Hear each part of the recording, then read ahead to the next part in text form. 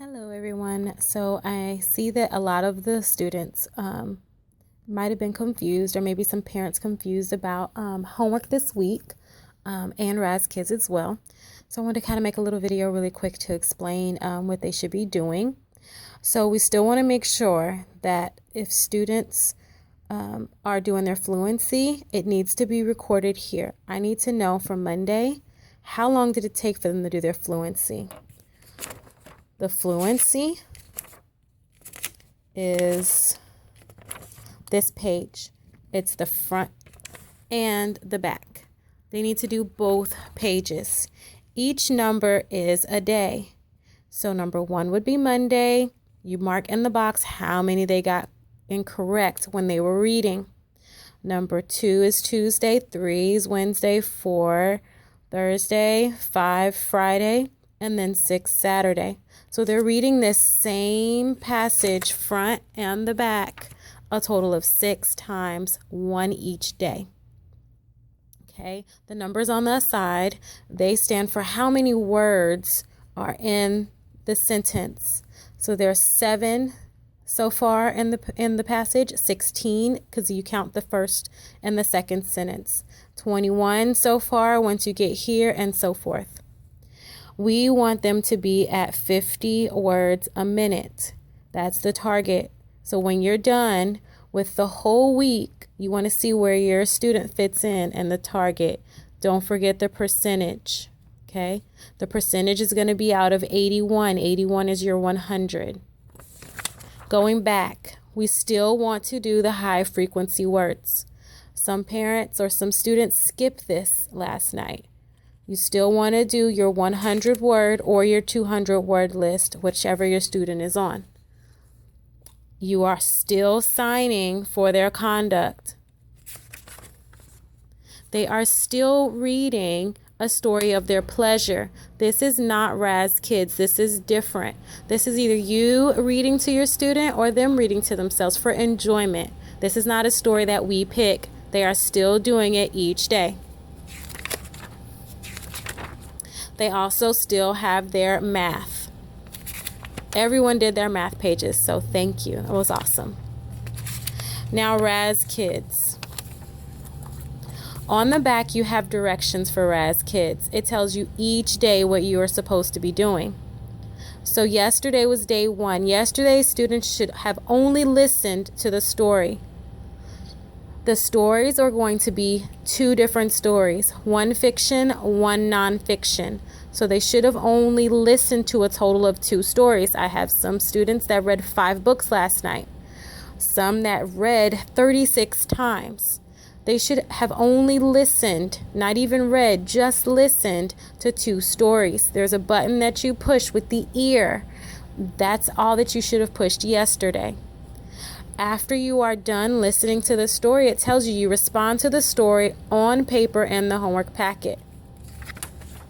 The paper on the homework packet is here. The first read for the fiction basically is your listen, your first listen, the fiction story. They give me a picture, they talk about what happened. First read nonfiction, or the listen that they were supposed to do yesterday. They give me a picture, they write about what happened. Then it says, sign the checklist and folder. There is a checklist in everyone's folder that gives you a list of fiction and nonfiction books based on their reading level. Excuse me. You are to pick 1 fiction, 1 nonfiction a week. They're reading the same 2 books all week long. Day 2, which is today, they are to record themselves reading the story. That's it. No quizzes, no reads. All they're doing is recording themselves read the story. I'm sorry, I said no reads, but they are reading, but they're reading out loud.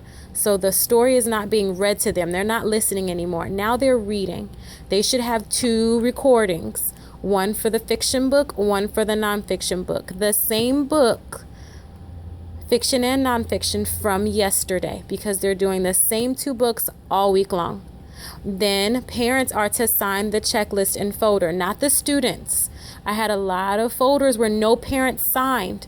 I had a lot of students writing in the dates, and I had a lot of students that didn't even have any dates written on their checklist inside the folder. I know our students are bright, they can do their homework on their own, but the folders do require parent involvement, and it's very important that parents are signing in the folders or giving me an initial on the folders so that I know that they did what they were supposed to do with the fiction and the nonfiction. Tomorrow, they will read the story and take a quiz. So tomorrow's actually a day, the first day that they should have been taking quizzes. So many students took quizzes last night. I'm not sure if parents were monitoring students or not, but it's important that they don't go ahead so that they're not burned out from homework. We want them to pace themselves. When they're done with their story and their quiz, they write how many questions they got correct. That's this page. How'd you do on your quiz? How many questions did they get right? The title of the fiction book or the nonfiction goes here, same as the nonfiction or fiction. So they'll have a quiz for the fiction, a quiz for the nonfiction, and then you're going to tell how many questions they got right for each quiz. So that's a total of only 2 quizzes. Then you sign the checklist in the folder. Day 4, re-record reading the story. They're going to record again. So that means that their fluency should be better the second time around that they're recording. That's all they do on the last day, which is Thursday. Then parents will sign the checklist in the folder. Okay, if you have questions, let me know, because a lot of students came home last night with some things done. Some students did not write anything on the response sheets. They were empty. Okay, please catch up with your student tonight and remember that they should only be reading 2 books, 1 nonfiction, 1 fiction, all week long. If you have any questions, please don't hesitate to give me a call. Thank you.